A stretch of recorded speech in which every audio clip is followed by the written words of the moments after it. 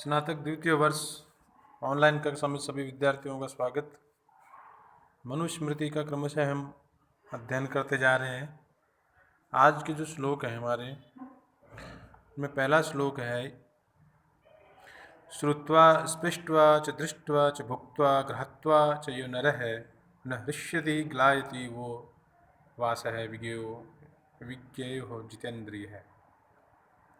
प्रस्तुत श्लोक में जितेंद्रिय व्यक्ति की परिभाषा को स्पष्ट किया गया है कि जितेंद्रिय व्यक्ति किसे कहते हैं। हिंदी अर्थ है श्रुत्वा सुन करके, स्पृष्ट्वा छू करके, दृष्ट्वा देख करके, भुक्त्वा भोग करके, घ्रात्वा सूंघ करके, यो नर जो मनुष्य न हृष्यति मतलब दुखी होता है, खुश होता है, न ग्लायति दुखी होता है, न खुश होता है, न दुखी होता है, विज्ञेयो जितेंद्रिय उसको जितेंद्रिय जानना चाहिए। जितेंद्रिय पुरुष किसे कहते हैं? जितेंद्रिय पुरुष किसे कहते हैं? प्रस्तुत श्लोक में बताया गया है कि जो व्यक्ति सुन करके, स्पर्श करके, देख करके, भोग करके, खा करके, सूंघ करके जो व्यक्ति न दुखी होता है न सुखी होता है, उसको जितेंद्रिय जानना चाहिए। अगला हमारा श्लोक है, इंद्रियाणाम तो सर्वेषां यद एकम क्षरति इंद्रियम तेन अस्य क्षरति प्रज्ञः ऋते पात्रादि बोधकम।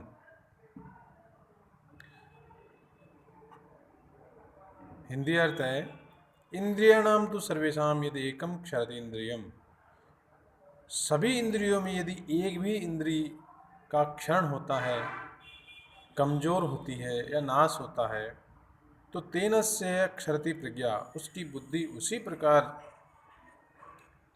खत्म होने लग जाती है जिस प्रकार की ऋते पात्रा आदि बोधकम, जिस प्रकार की मशक में छेद हो जाने के बाद में धीरे धीरे उसका जो पानी बाहर निकल जाता है, वैसे ही उसकी बुद्धि धीरे धीरे समाप्त हो जाती है।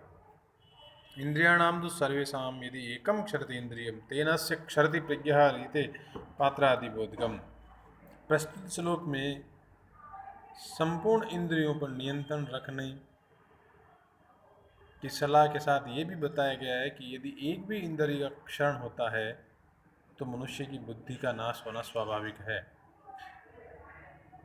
इंद्रियाणाम तो सर्वेषां यदि एकम क्षरति इंद्रियम, सभी इंद्रियों में यदि एक भी इंद्रिय का क्षरण होता है, नाश होता है या कमजोर होती है, तो तेन तस्य क्षरति प्रज्ञा उसकी बुद्धि उसी प्रकार कमजोर होने लगती है जिस प्रकार की ऋते पात्रा आदि बोधगम, मशक में छेद हो जाने के बाद में धीरे धीरे पानी बाहर निकल जाता है।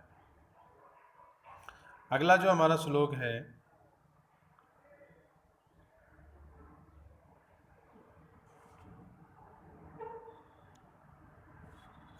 विद्या ब्राह्मणम इतिहाह सेवधिस्त्यस्मिरक्षमाम असूयकाय माम मादास तथा श्याम वीर्यवत्तमा।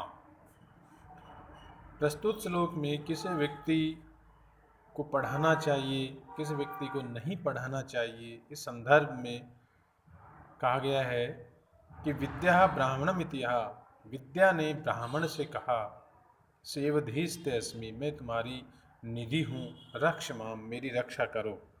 विद्या ने, विद्या मतलब शिक्षा ने, ब्राह्मणम इतिहा ब्राह्मण को कहा कि सेवधीस्ते अस्मि मैं तुम्हारी निधि खजाना हूँ, रक्ष माम मेरी रक्षा करो। असूय कायम मामदा, ईर्ष्या करने वाले व्यक्ति को मत दो, श्याम वीर्यवतमा इससे मैं और शक्तिशाली हो जाऊंगी। अर्थात हे ब्राह्मण, विद्या ब्राह्मण को कह रही है कि हे ब्राह्मण, आप मुझे निंदा करने वाले व्यक्ति को मत दो, मैं आपके लिए और अति उत्तम हो जाऊंगी, आप मेरी रक्षा करें। अगला जो श्लोक है वो ये है, यमेव तु शुचि विद्याद नियत ब्रह्मचारिणम तस्मै माम ब्रूहि विप्राय निधियाम अप्रमादिने। प्रस्तुत श्लोक में किस व्यक्ति को विद्या नहीं देनी चाहिए, किस व्यक्ति को नहीं पढ़ाना चाहिए, इसके लिए कहा गया है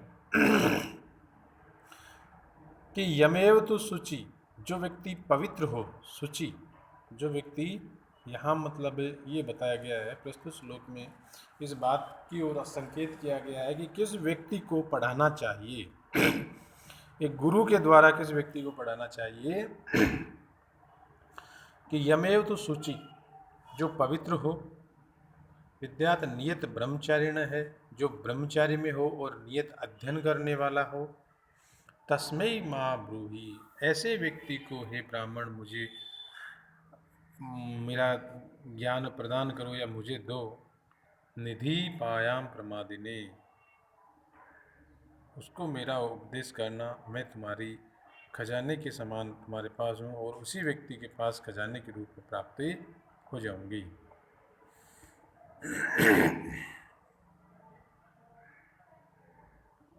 अगला श्लोक है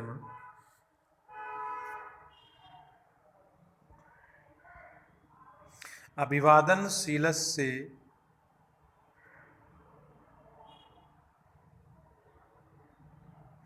अभिवादनशीलस्य नित्यं वृद्धोपसेविनः चत्वारि तस्य वर्धन्ते आयुर्विद्या यशो बलम। प्रस्तुत श्लोक में अभिवादन करने की महत्ता पर फलस्वरूप प्राप्त जो चीज़ है उसके बारे में वर्णन किया गया है कि एक अभिवादन करने से हमें क्या प्राप्त होता है। तो अभिवादनशीलस्य नित्यं वृद्धोपसेविनः चत्वारि तस्य वर्धन्ते आयुर्विद्या यशो बलम।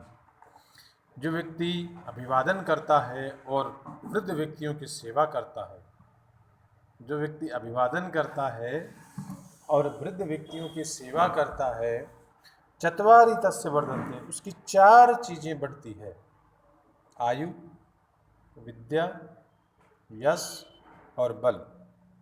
अर्थात नित्य अभिवादन करने से और नित्य वृद्धजनों की सहायता करने से, सेवा करने से आयु, विद्या, यश और बल, इन 4 चीज़ों में बढ़ोतरी होती है। अगला श्लोक है कि ब्राह्मणम कुशलम पृच्छेत क्षत्रबंधुम अनामयम वैश्यम क्षेमम समागम्य क्षुद्रम आरोग्यमेव च। प्रस्तुत श्लोक में एक जातिगत विवरण के आधार पर किस जाति से किस संदर्भ में पूछना चाहिए, इस बात का उल्लेख किया गया है कि ब्राह्मणम कुशलम पृच्छेत, ब्राह्मण व्यक्ति से कुशलता पूछनी चाहिए। ब्राह्मणम कुशलम पृच्छेत, ब्राह्मण व्यक्ति से कुशलता पूछनी चाहिए।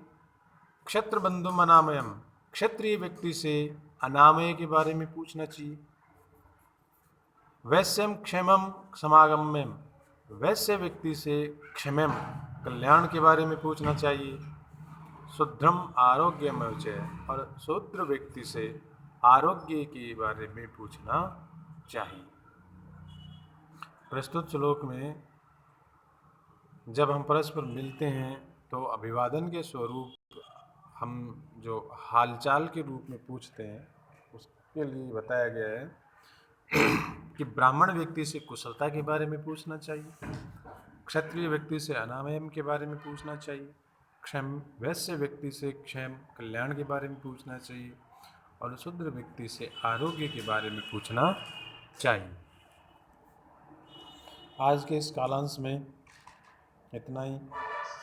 धन्यवाद।